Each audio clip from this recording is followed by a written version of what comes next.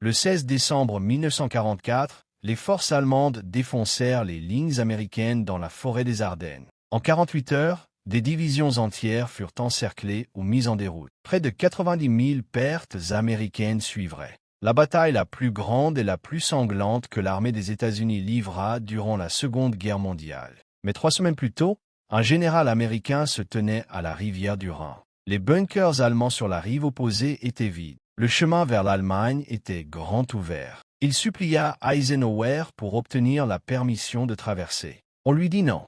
Son nom était Jacob Devers, et l'ordre qu'il arrêta a peut-être rendu la bataille des Ardennes inévitable. Jacob Devers ne faisait pas partie du club. Il n'avait pas grandi avec Eisenhower et Bradley lors des réunions de West Point. Il n'était pas invité à leurs parties de poker ou à leurs sessions de stratégie. Mais George Marshall l'avait remarqué. En 1941, quand Marshall construisait l'armée qui gagnerait la guerre, il sélectionna personnellement 4 généraux pour une promotion rapide. Devers était l'un d'eux. Il devint l'un des plus jeunes généraux de division de toute l'armée des États-Unis. Marshall voyait quelque chose en Devers que les autres manquaient. Un homme qui obtenait des résultats sans avoir besoin d'être au centre de l'attention. Devers développa le char Sherman. Il supervisa la création du M26 Pershing. Il fit avancer le véhicule amphibie Duke qui se révélerait essentiel le jour J. Pendant que d'autres généraux faisaient des discours, Devers construisait les machines qui gagneraient la guerre. Imaginez ce général brillant tenant la victoire entre ses mains et se la voyant arrachée brutalement. En mai 1943, la confiance de Marshall fut récompensée. Devers remplaça Eisenhower comme commandant du théâtre d'opérations européen quand Eisenhower partit en Afrique du Nord. L'homme qui avait remplacé Eisenhower était maintenant techniquement son égal et Eisenhower ne l'oublia jamais. 15 août 1944. Pendant que le monde se concentrait sur la Normandie, Jacob Devers lança l'invasion que tout le monde oublia. L'opération Dragoon frappa les plages du sud de la France avec 150 000 soldats. Devers commanda toute l'opération. 12 divisions américaines et la première armée française sous son 6e groupe d'armées. Les Allemands s'attendaient à des semaines de combats sanglants le long de la Riviera. Ils obtinrent quelque chose de totalement différent. Devers les écrasa. Ses forces avancèrent vers l'intérieur avec une vitesse stupéfiante. Marseille tomba le 28 août. La 19e armée allemande se désintégra en retraite vers le nord à travers la vallée du Rhône.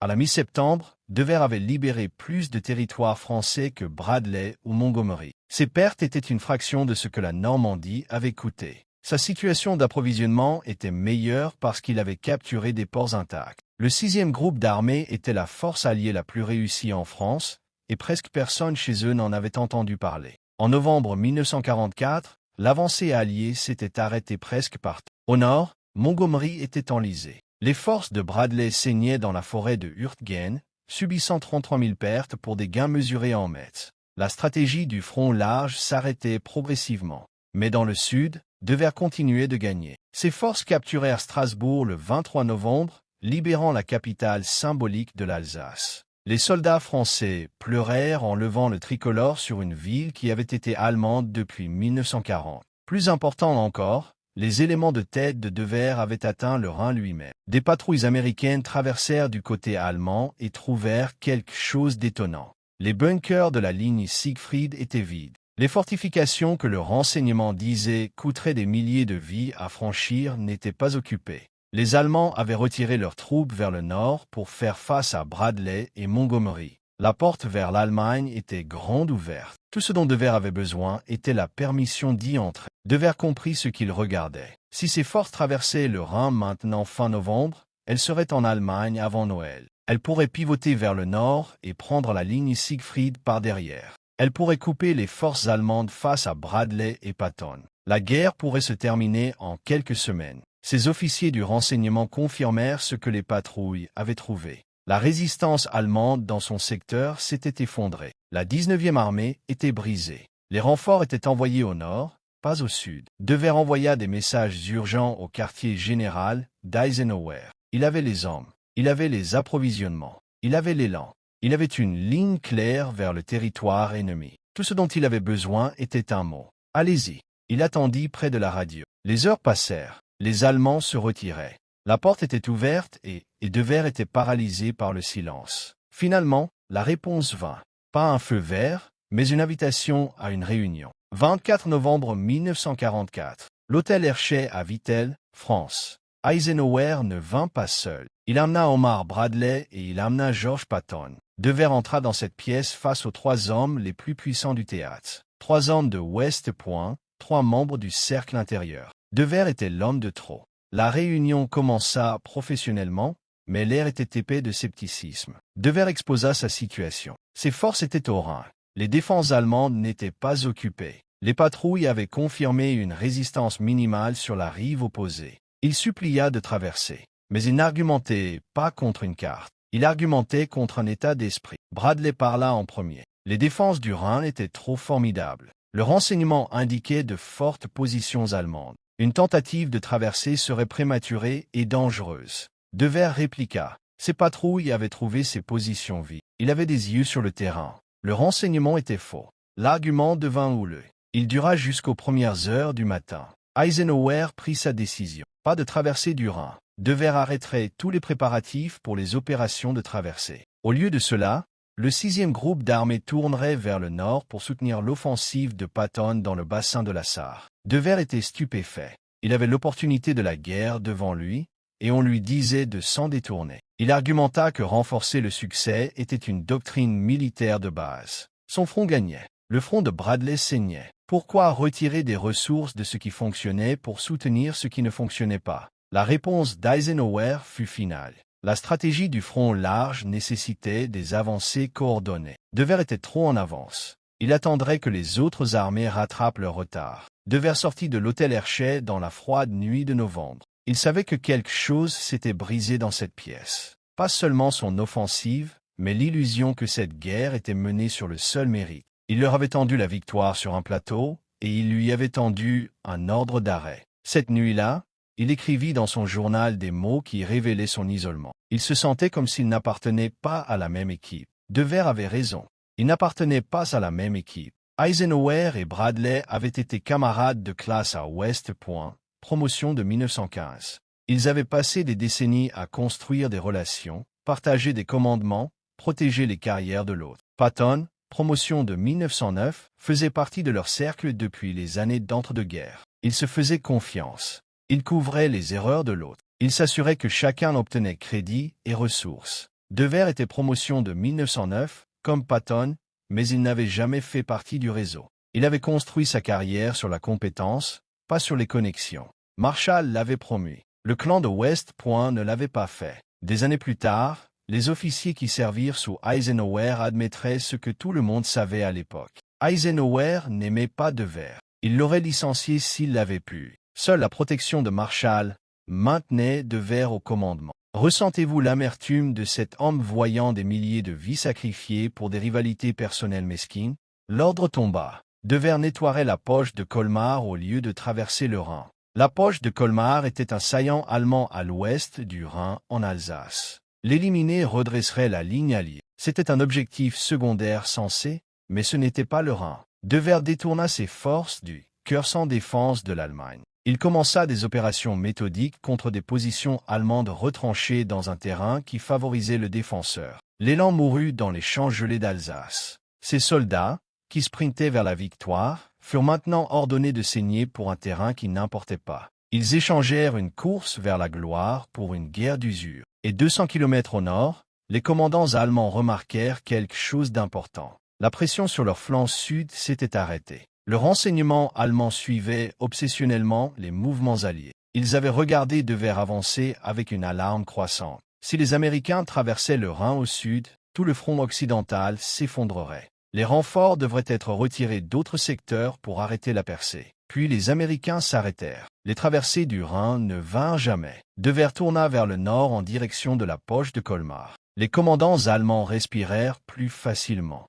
La menace sur leur flanc sud était contenue. Plus important encore, les divisions qu'ils préparaient à envoyer au sud pouvaient maintenant être utilisées ailleurs. Les unités Panzer qui auraient défendu le Rhin pouvaient être repositionnées. Hitler planifiait une contre-attaque massive depuis septembre. Une offensive à travers la forêt des Ardennes pour diviser les armées alliées et capturer Anvers. L'opération nécessitait chaque char disponible, chaque division de réserve, chaque soldat qui pouvait être retiré des secteurs calmes. L'arrêt américain au sud rendit cette offensive possible. 16 décembre 1944, 3 semaines après la réunion de Vittel, 200 000 soldats allemands attaquèrent à travers les Ardennes. Ils frappèrent le secteur le plus faible de la ligne américaine avec une force écrasante. L'offensive obtint une surprise complète. Les unités américaines qui se reposaient dans ce qu'elles pensaient être un secteur calme se retrouvèrent face à des divisions Panzer. Certaines de ces divisions Panzer avaient été initialement positionnées pour se défendre contre une traversée du Rhin au sud.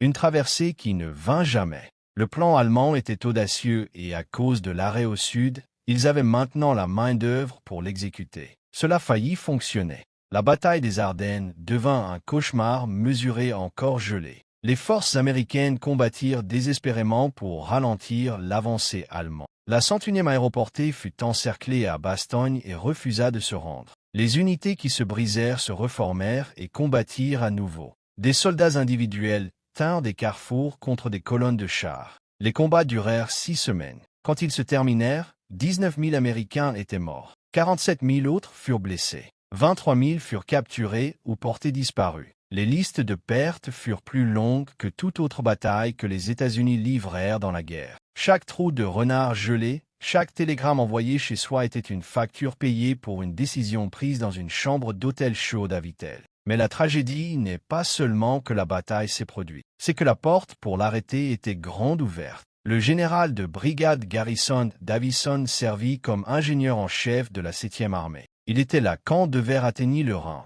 Il vit les bunkers vides. Il savait ce que l'opportunité signifiait. Des années plus tard, Davison écrivit son évaluation. Peut-être que le succès aurait éliminé toute possibilité de bataille des Ardennes. 40 000 pertes là-bas auraient pu être évitées et la guerre raccourcie de plusieurs mois. Il ne spéculait pas. Il calculait. Si Devers traverse le Rhin fin novembre, les forces allemandes font face à une invasion de leur patrie. Hitler ne peut pas lancer son offensive des Ardennes parce qu'il a besoin de ses divisions pour défendre la patrie. Les Ardennes n'arrivent jamais. 19 000 Américains ne meurent pas dans la neige. La guerre se termine des mois plus tôt. Au lieu de cela, le Rhin ne fut traversé qu'en mars 1945, 4 mois après que Devers se tenait prêt à le faire en novembre. La réunion du 24 novembre à Vittel n'apparaît pas dans les histoires officielles. Les mémoires d'Eisenhower, Croisade en Europe, mentionnent seulement les ordres donnés. Elles ne mentionnent pas la réunion. Elles ne mentionnent pas Devers argumentant pour une traversée. Elle ne mentionne pas l'argument houleux qui dura jusqu'au matin. Les mémoires de Bradley ne la mentionnent pas du tout. Le seul enregistrement vient du journal personnel de Devers et des notes de ses assistants. Charles Whiting documenta l'omission dans son livre dès son à distant frontier, suggérant que l'effacement était délibéré. Pourquoi omettre une réunion qui décida du cours de la guerre? Un commandant qui avait la chance de terminer la guerre tôt. Une décision qui choisit la prudence plutôt que l'opportunité. Un calcul politique qui coûta des dizaines de milliers de vies. George Marshall n'oublia jamais ce que Jacob Devers accomplit. Le 8 mars 1945, Marshall promut Devers au grade de général 4 étoiles. 4 jours plus tard, il promut Bradley au même rang. La séquence n'était pas accidentelle. Marshall promut Devers en premier. L'homme qu'Eisenhower voulait licencier. L'étranger qui n'appartenait pas à l'équipe. Le général qui libéra plus de France que quiconque. Et puis regarda sa traversée du Rhin annulée pour des raisons politiques. Marshall s'assura que l'histoire enregistre qui il pensait méritait la reconnaissance. Devers continua à capturer Stuttgart, Nuremberg, Munich et Berchtesgaden. Ses forces libérèrent Dachau. Ils saisirent le nid d'aigle d'Hitler, mais il n'obtint jamais le crédit. Les histoires se concentrèrent sur la course de Patton et la prudence de Montgomery. Devers resta le 4 étoiles oublié, l'homme qui faillit terminer la guerre tôt et fut arrêté par son propre camp. La bataille des Ardennes n'avait pas à arriver. La porte vers l'Allemagne était ouverte et le général qui aurait pu y entrer et peut-être sauver 19 000 de ses compatriotes reçut l'ordre de reculer. Comprenez-vous maintenant comment l'orgueil et les rivalités transformèrent une victoire certaine en un bain de sang évitable?